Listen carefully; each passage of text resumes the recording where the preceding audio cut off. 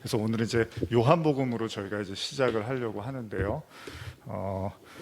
요한복음에 대해서는 사실은 뭐 여러분들이 많이 설교도 들으셨을 것이고 또 좋아도 하시죠. 사실 요한복음에서 제일 좀 우리가 눈에 띄게 나타나는 장면 중에 하나가 그 요한복음 4장에 사마리아 여인을 예수님이 이제 만나시고 그 여인과의 그 수가성 여인과의 대화를 뭐 아마 여기 계신 분들은 또 저하고 개인적으로 예전부터 말씀을 좀 많이 나누셨을 텐데 거기에 보면 이제 여인이 굉장히 목말라하는, 그러니까 예수님이 생수에 대한 이야기를 하시면서 여인이 물을 뜨러 나왔다가 갑자기 내가 굉장히 목이 마릅니다. 오히려 예수님이 내가 생수를 주겠다고 말씀하시는 그런 내용들이 있는데 저도 그렇고 여러분들은 어떠실지 모르지만 특별히 이제 요한복음을 저도 이제 설교를 많이 했고 좋아하는 이유 중에 하나가, 물론 사복음서가 다 있지만은 요한복음에는 사복음서에 등장하지 않는 내용들이 있습니다. 근데 그 내용들이 1장부터 2장, 3장, 4장, 5장에 비롯 이렇게 쭉 흘러가잖아요. 그런데 굉장히 중요한 내용들이 나열이 되어 있는데 어쨌든 간에 복음서의 마지막 이제 네 번째 복음서이기도 하고요.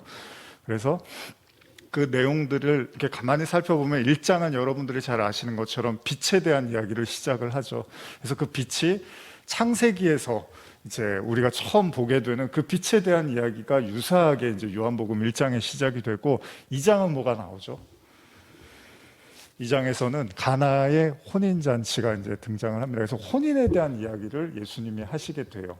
그리고 3장으로 넘어가면서는 니고데모의 거듭남에 대한 이야기가 시작이 되죠. 그러니까 거듭남에 대한 이야기, 굉장히 중요한 주제들을 요한복음에서 담고 있죠. 4장은 뭐 어떻죠?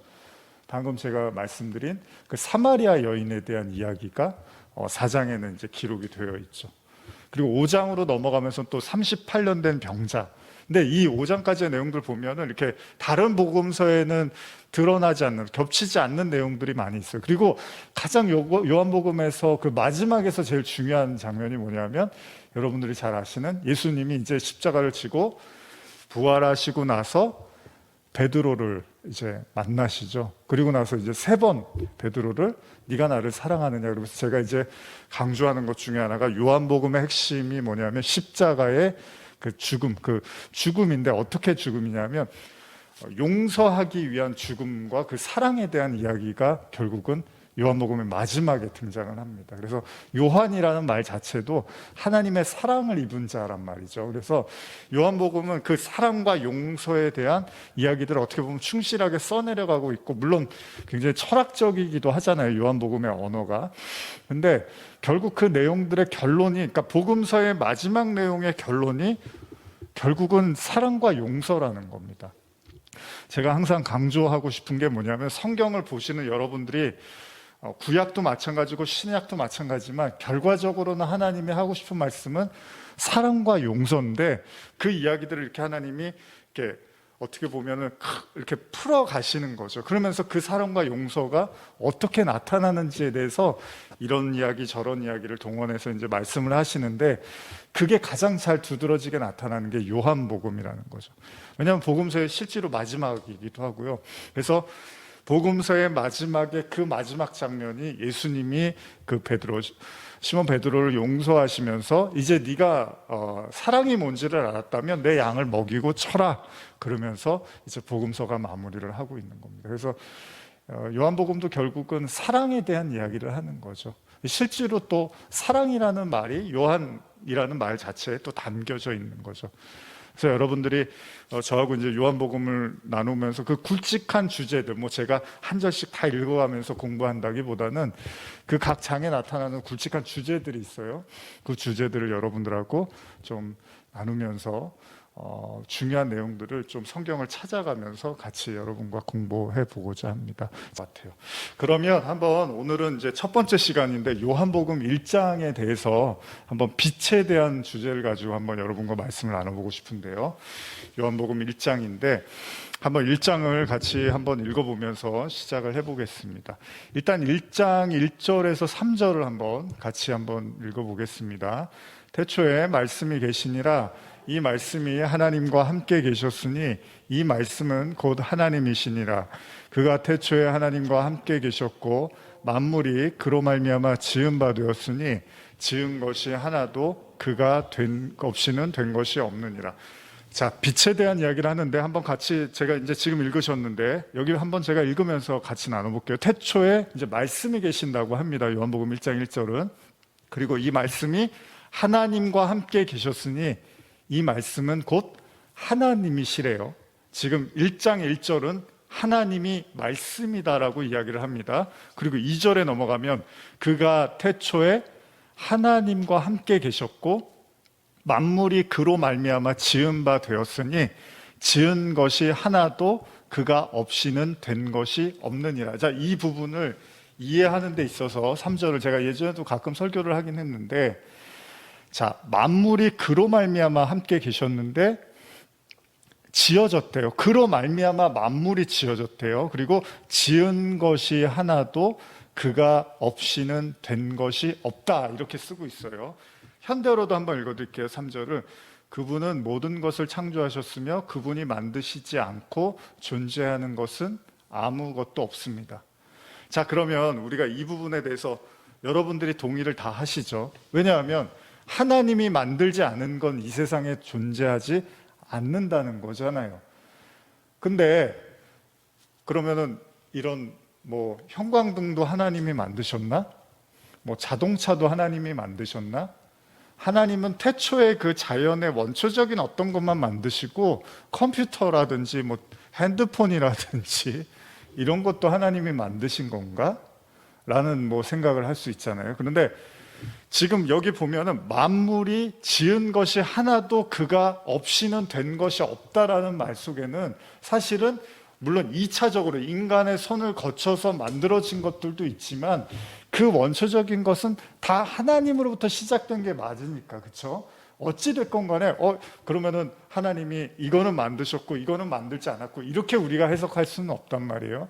모든 것이 다 하나님에 의해서 만들어졌다라고 이야기를 하는 거예요. 일단 우리는 그걸 인정을 하는 거예요. 그런데 여러분들이 이 본문을 보실 때 그러면 하나님이 이렇게 하나하나 이름을 불러가면서, 사실 우리가 곤충들도 그렇고 뭐 바다 속에 들어가 보면 어마어마한 그 종류의 그 물고기들도 있고 뭐 그렇잖아요. 생명들이 있는데 그럼 하나님이 그걸 이제 하나씩 하나씩 다 불러서 만들었나 보다 이렇게 생각을 할 수도 있는데, 사실은 단지 그런 의미만을 담고 있는 건 아닌 것 같아요. 이 본문이 뭐냐 하면 만물이 그로 말미암아 지은 바 되었는데 지은 것이 하나도 그가 없이는 된 것이 없다라는 의미 안에는 하나님의 말씀을 통해서 생명이라든지 우주가 창조된 것은 맞지만 여러분들, 하나님이 창조하신 목적이라는 게 있는 거잖아요.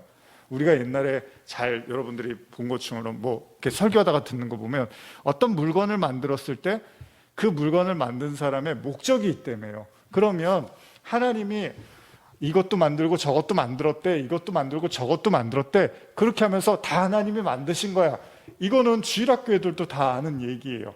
근데 우리가 그냥 그 정도 수준에서 창조를 이야기하는 것도 물론 맞지만 조금 더 생각해 보면 하나님이 뭔가를 만드셨는데 만드셨을 때는 뭐가 있다고요? 목적이 있다라는 거잖아요. 목적. 그러면 이 내용을 가지고 한번 창세기 1장으로 가봅시다. 창세기 1장 1절 한번 가볼까요? 창세기 1장 1절에서 2절 한번 읽어볼게요. 태초에 하나님이 천지를 창조하시니라. 땅이 혼돈하고 공허하며 흑암이 깊음 위에 있고 하나님의 영은 수면 위에 운행하시니라. 이것도 제가 현대로 한 번 더 읽어드릴게요. 태초에 하나님의 하늘과 땅을 창조하셨다. 땅은 아직도 제대로 꼴을 갖추고 있지 않은 상태였으며 또한 아무것도 생겨나지 않아 쓸쓸하게 그지없었다. 무슨 소설 같죠? 현대 성경을 이렇게 풀어서 쓰고 있습니다. 깊디 깊은 바다는 그저 캄캄한 어두움에 휩싸여 있을 뿐이었고 하나님의 영이 그 어두운 바다 위를 휘감아 돌고 있었다. 자, 태초에 지금 요한복음의 내용과 창세기의 내용이 어느 정도 교차하는 것처럼 보입니다. 태초에 하나님이 천지를 창조하셨어요. 그런데 1장 2절에 보니까 땅이 혼돈하고 공허하며 흑암이 깊으며, 이거 다 되게 중요한 내용들인데 오늘은 뭐 다 다룰 수는 없지만요. 자, 어쨌든 간에 보세요. 땅은 혼돈하대요. 그리고 공허하대요. 그리고 흑암이 깊음 위에 있고, 자, 하나님의 영이 수면 위를 운행하고 계시다고 이야기를 하고 있습니다. 그러니까 우리는 이 본문도 이렇게 생각을 하는 거예요. 그렇지, 하나님이 뭔가를 만드시기 이전에는 아무것도 없었으니까 땅은 당연히 혼돈했을 거고 공허했을 거고 흑암으로 가득 찼을 거야. 그 위에 하나님의 영이 이렇게 수면을 운행하실 거야, 이렇게 생각을 할 거예요. 그런데 여러분, 좋습니다. 2절까지는 뭐 그렇게 이해하셔도 좋은데 3절에 보시면 하나님이 이르시되 빛이 있으라 이렇게 말씀을 하세요. 그리고 빛이 있었습니다. 그리고 4절에 빛이 하나님이 보시기에 좋았더라. 하나님이 빛과 어둠을 나누사. 자, 이 빛은 뭐죠, 여러분? 여러분들이 알고 있는 이 첫째 날, 처음이잖아요. 5절에 하나님이 빛을 낮이라 부르시고 어둠을 밤이라 부르시니라. 저녁이 되고 아침이 되니 첫째 날이라. 자, 이 빛이 뭐죠?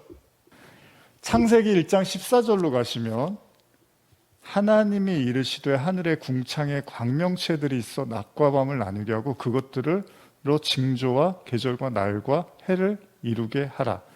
그 광명체들이 하늘의 궁창에 있어 땅을 비추라 하시니 그대로 되니라. 하나님이 두 큰 광명체를 만드사 큰 광명체로 낮을 주관하게 하시고 작은 광명체로 밤을 주관하게 하시며 또 별을 만드시고 하나님이 그것들을 하늘의 궁창에 두어 땅을 비추게 하시며. 여러분들이 알고 있는 그 태양이 이 16절에 나오는 거 아닙니까? 두 광명체가 하나는 태양이고 하나는 달 아니에요? 맞나요? 그러면 첫째 날 빛은 뭐예요? 첫째 날에 빛이 있으라고 하시잖아요.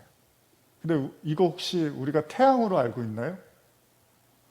그럼 태양을 이야기하고 지금 16장에 두 광명체가 또 등장을 하네요. 이게 사실은 뭐 오늘 시작이지만 어떻게 보면 요한복음의 전체를 1장에서 다 담고 있는 게 이 빛이라는 것이 결국은 하나님이 우리에게 주시고자 하는 것이 바로 이 빛입니다. 그래서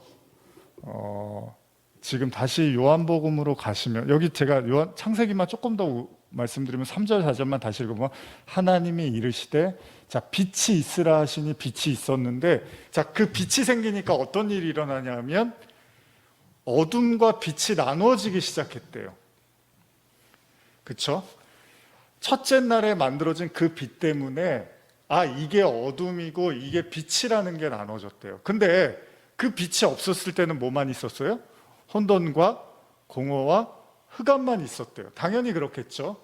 그런데 이제 빛이라는 게 딱 생기니까 이게 빛이고 이게 어둠이라는 게 나눠졌고 그것이 넷째 날로 가면서 큰 광명체, 작은 광명체 그리고 별들 이렇게 나오면서 이제 빛을 바로 발산하는 어떤 광명체들이 등장을 하는 거예요. 근데 이미 첫째 날에 원래 그 빛, 그러니까 제가 지금 말씀드리는 건 보세요. 아까 제가 창조 얘기를 할 때 여러분들이 잘 아신 내용이에요. 자, 큰 광명체는 뭐죠? 태양을 이야기하죠. 작은 광명체는 달을 우리가 이야기해요. 다 뭐예요? 빛을 내는 거예요. 물론 달은 태양의 빛을 받아서 내는 겁니다. 그러니까 실제로 태양이 이제 빛을 우리가 발산을 해 나가는데 그런데 태양은 그러면 뭐를 의미하고 있는 거죠? 성경에서? 자, 태양은 빛을 상징하죠. 그런데 그 태양이 상징하고자 하는 원래 빛이 뭐죠? 창세기 1장 3절에 하나님이 빛이 있으라고 하잖아요. 제가 무슨 말씀을 드리냐면 그 태양이 드러내고자 하는 그 빛, 그 빛의 원래 여러분 세상의 빛이 누구죠? 예수님이라며요. 여러분 생명, 우리 물 중요시 여기는데 생수의 근원이 누구죠? 예수님이라며요. 그러면 태양도 그 태양의 빛을 발한단 말이에요. 그런데 그 빛을 발하게 하는 그 태양, 예수님이 뭐라 그래요? 자기를 나는 세상의 빛이라고 하네요. 그러면 이미 창세기 첫째 날에 빛이 존재했는데 하나님이 굳이 넷째 날에 큰 광명체, 작은 광명체를 통해서 빛을 발하는 건 이 큰 광명체와 작은 광명체가 발산해내는 이 빛이 가지고 있는 원래 의미가 뭐냐는 거예요. 예수잖아요, 예수. 예수라는 빛을 설명하기 위한 도구로서 큰 광명체, 작은 광명체를 두신 거네요. 자, 제가 왜 이 설명을 계속 드리는지 이해 가시나요? 하나님이 아까 다시 우리 요한복음으로 넘어가 보면 요한복음 1장에 보시면 자 3절 다시 한번 읽어볼게요. 만물이 그로 말미암아 지은 바 되었으니 지은 것이 하나도 그가 없이 된 것이 없다. 무슨 말이에요? 태양이 빛을 발하는데 그 빛의 근원은 예수 그리스도를 상징하는 그 창세기 첫째 날에 빛이 있으라 함에 그 빛이잖아요. 그러면 지금 만물이 그로 말미암아 지은 바 되었고 지은 것이 하나도 그가 없이 된 것이 없다는 건 이 세상의 모든 만물이 다 하나님의 영광을 담고 나타내기 위한 존재라는 거잖아요. 그래서 큰 광명체든 작은 광명체든 결국 그것이 드러내는 빛은 첫째 날에 그 빛에 이야기하는 거네요. 그러면 이 요한복음의 말씀과 연결해서 생각해 보면 하나님이 세상의 모든 것들을 창조할 때 결국은 그 속에 다 하나님의 말씀과 진리를 내포해서 포함해서 만들고 있다는, 그거를 히브리서에서는 모형이라고도 설명을 한단 말이에요. 모형. 그걸 다른 말로 표적이라고도 이야기를 한단 말이에요. 그러니까 세상의 모든 만물이 그가 없이는 된 것이 없다는 게 아예 하나님이 말하지 않고 창조하지 않은 게 없지, 이런 수준의 이야기만을 생각할 게 아니라 모든 여러분들에게 일어나고 있는 일과 사물과 그런 모든 사건들 속에는 그게 다 피조물이잖아요. 피조세계잖아요. 그 속에는 다 하나님의 어떤 진리와 영광을 담아내고 있다. 그것이 바로 창조다라고 이야기를 하는 거죠. 잘 아는 구절인데 한번 로마서 9장 가보시면 이런 거예요. 우리 나중에도 보겠지만 로마서 9장으로 가면 뭐 이런 거예요. 자, 15절 한번 제가 읽어볼게요. 모세에게 이르시되 내가 긍휼히 여길 자를 긍휼히 여기고 불쌍히 여길 자를 불쌍히 여기리라. 이렇게 하면서 뭐 잘 아시는 내용의 21절도 보면 토기장이가 진흙 한 덩이로 하나는 귀에 있을 그릇을 하나는 천이 있을 그릇을 만들 권한이 없느냐.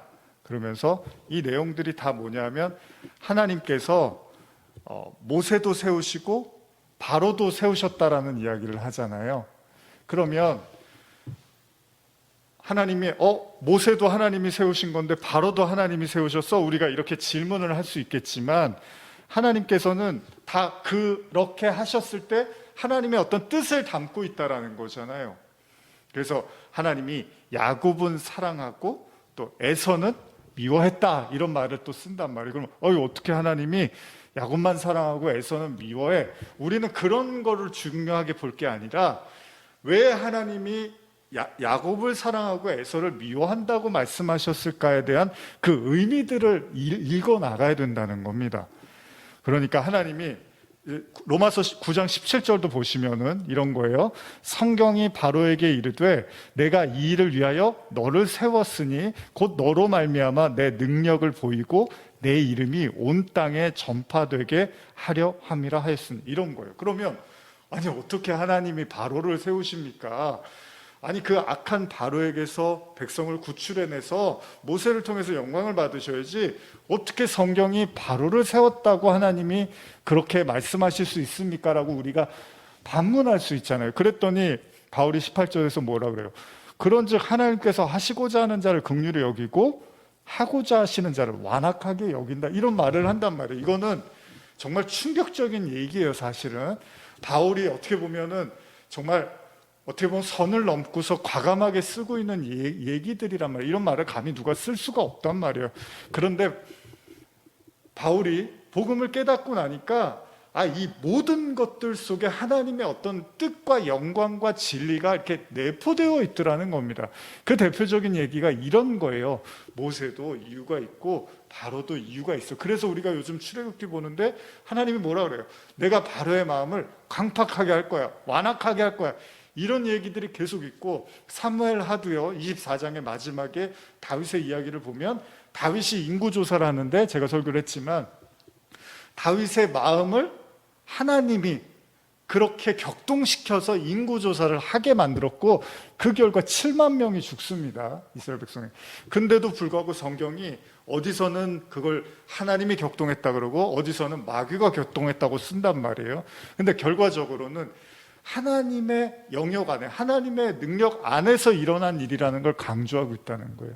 제가 여러분한테 무슨 말씀드리냐면, 물론 제 설교 많이 들으신 분들은 잘 아시겠지만 우리가 어떤 일이나 사건 이런 것까지도 우리는 피조세계, 창조 안에서 이해해야 된다는 거예요. 그러니까 이 세상에는 하나님의 손바닥을 벗어나서 일어나는 일은 단 하나도 없습니다. 여러분들이 원하든 원하지 않든 받아들이든 받아들일 수 없든 간에 하나님의 손바닥을 벗어나서 일어나는 우연이라는 건 존재하지 않는다는 거예요. 그런데 대표적으로 아까 제가 설명드리고 싶은 게 큰 광명체, 작은 광명체가 빛을 발하듯이, 근데 예수님이 떡하니 자기가 와서 내가 빛이야 그런단 말이에요. 그러면 큰 광명체가 지시하고 있었던 방향은 예수님이었네요. 작은 광명체도, 별도 마찬가지입니다. 나중에 예수님이 계시록에서 자신을 새벽별이라고 말을 해요. 그럼 별도 왜 존재하느냐? 예수님을 가르치고 있는 거네요.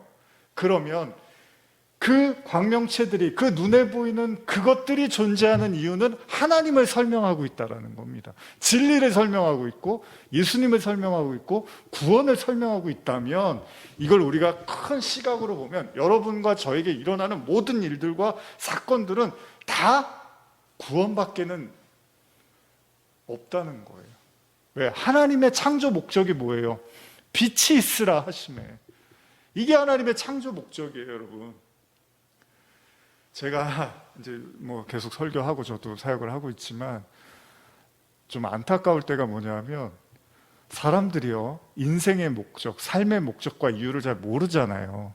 그러니까 먹고 사는 것도 중요하고 자식도 중요하고 가족도 중요하고 또 교회하는 또 목회자들은 또 교회를 어떻게든 부흥을 시키고 싶고 뭐 이런저런 다 그 이유들이 있어요. 그런데 사실은 하나님의 창조 목적은 딱 하나입니다. 구원이에요, 구원. 여러분, 시간이라는 게, 제가 요즘 묵상하는 게 뭐냐면, 자꾸 우리가 불안하고 두려운 이유 중에 하나가요, 우리는 획일적 시간을 자꾸 생각을 해요. 그게 뭐냐면, 예를 들면 여러분들이 뭐 한 달 후에 시험을 봐요. 그럼 그냥 공부하면 되잖아요. 그 시험 날짜까지 정해진 시간마다 열심히. 근데 그 시험에 내가 붙어야 되는데, 떨어지면 안 되는데, 잘 봐야 되는데, 이런 생각을 한 달 동안 유지하는 거예요, 그 생각을. 그래서 제가 요즘은 시간을 우리가 너무 이렇게 일관성 있게 볼 필요가 없다. 시간을 쪼개서 볼 필요도 있다는 거예요.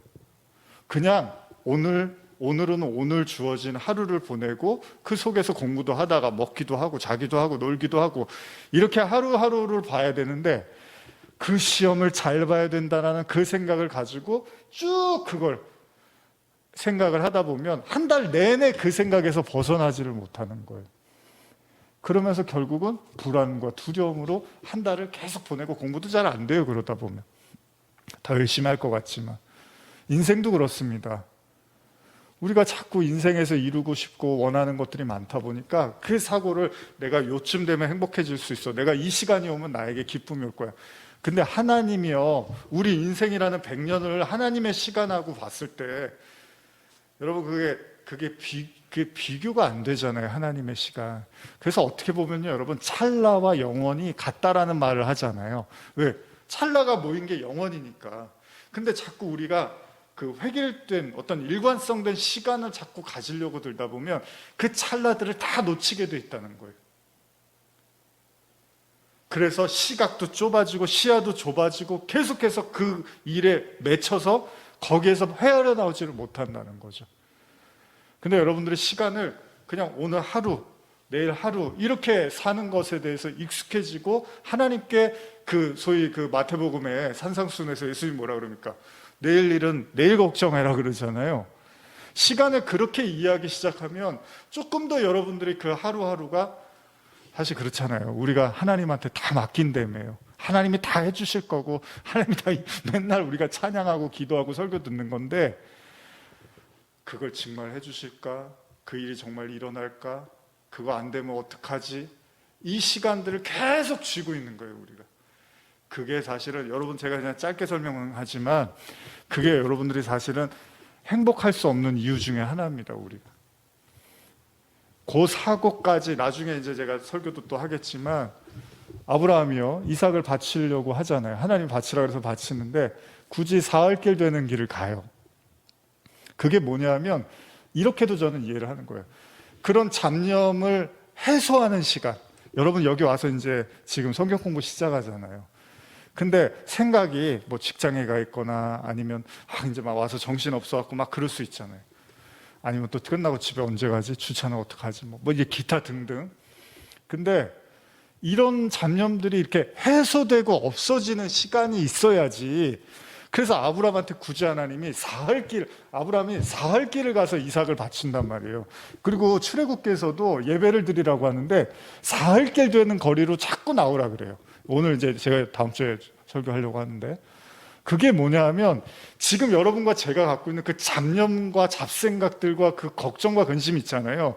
이걸 우리는 당연하고 합당하게 여기잖아요. 근데 하나님은 그 시간들 속에서 그걸 소멸시켜야지만 우리가 그 속에서 자유와 기쁨을 누린다는 거예요. 근데 왜 못 누냐면 자꾸 우리가 그 시간의 주인으로서 그 시간을 쥐고 싶은 거예요.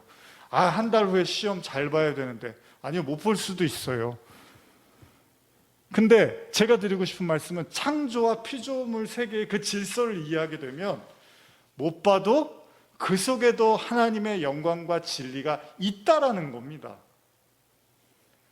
내가 그걸 가져야 되는데 못 가져도 그 속에서 하나님의 질서와, 여러분들 누가 태워서 운전대에 누가 운전을 하는데 내가 원하는 방향으로 갈 수도 있는데 그 사람이 운전대를 틀어버릴 수도 있어요.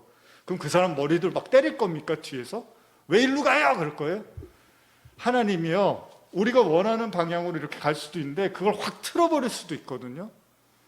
그러면 여러분과 제가 신앙인이면 그걸 틀어도 된다라고 인정하고 받아들일 수가 있어야 되는 거라는 거죠. 근데 왜 하나님이 이걸 틀어버리셔?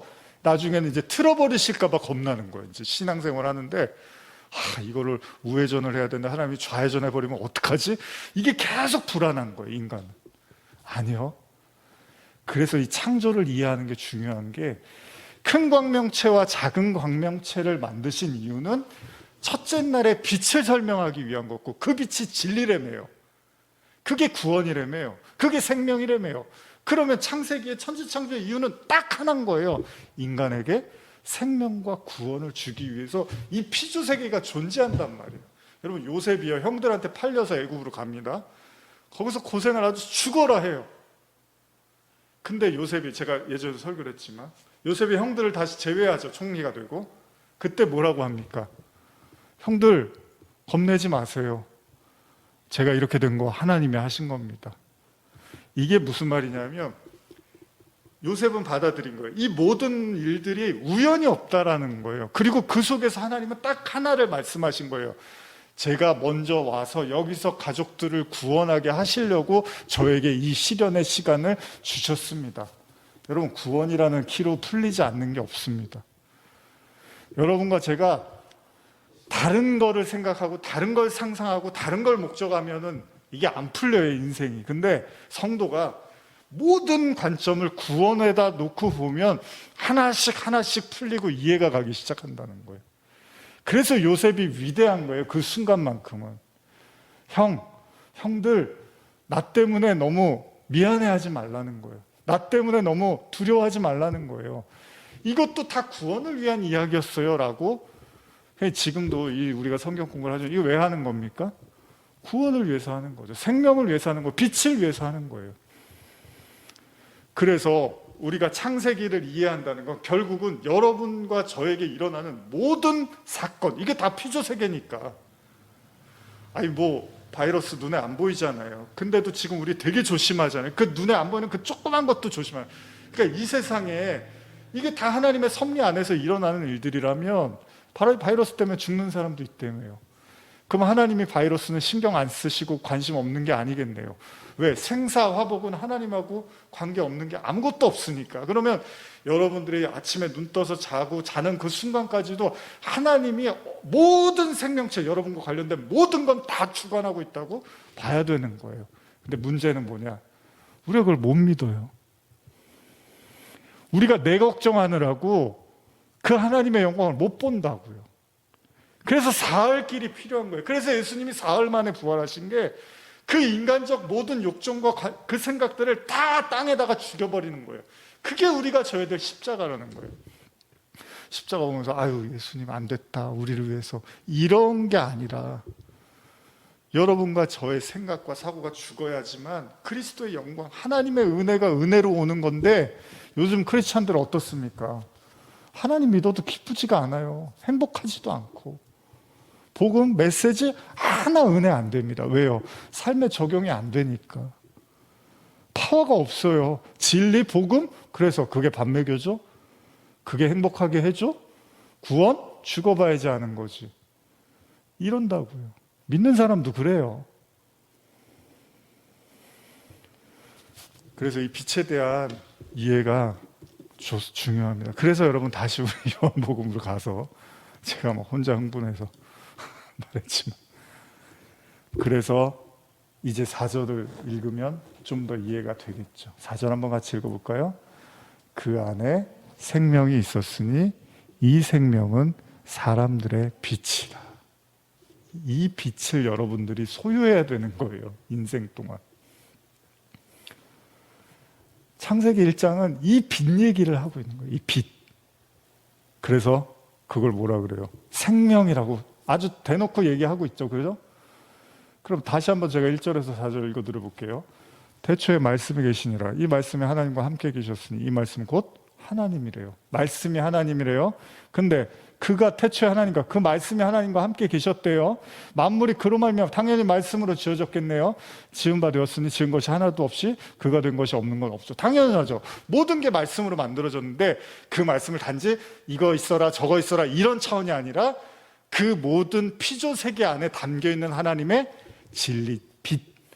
그래서 1장 4절 그 안에 생명이 있었으니 생명은 사람들의 빛이라. 그럼 여러분들한테 물을게요. 여러분들은 그 안에 빛을 가지고 있습니까? 이 빛을 가지고 있으면 그걸 살았다, 생명이 있다고 하는 거고 이 빛이 없으면 죽은 거예요, 그게. 그래서 5절 볼까요? 빛이 돼. 어둠의 빛이 돼. 어둠이 깨닫지 못하더라. 자, 누구 얘기예요? 이 당시에는 빛이 누구였어요? 예수님. 예수님 외에는 깜깜했어요. 여러분, 그러면 혼돈과 흑암과 공허도 아이고 창세 전에는 당연히 어두웠겠지. 근데 여러분 5절에 보면 어둠이 지금 등장하잖아요. 빛과 어둠. 그럼 이거는 지금 창세 이전입니까? 아니네요. 지금 여기서 말하는 빛은 예수님을 얘기하는 건데 진리이신 그 예수님이 아닌 존재들을 뭐라 그러는 거예요?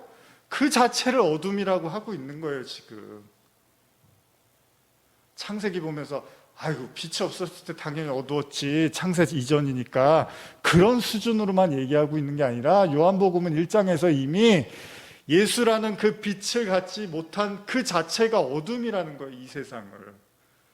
이 세상이 바로 흑암이고 혼돈이고 공허라는 거예요. 왜?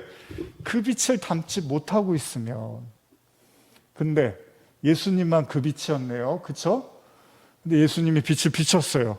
그랬더니 어둠이 깨닫지를 못했다라고 이야기를 하는 거죠. 계속 읽어볼게요. 하나님께로부터 보내심을 받은 사람이 있었으니 그 이름은 요한이라. 그가 증언하러 왔으나 곧 빛에 대하여 증언하고 모든 사람이 자기로 말미암아 믿게 하려 함이라. 그는 이 빛이 아니다. 그렇죠? 요한은 이 빛에 대하여 증언하러 온 자라.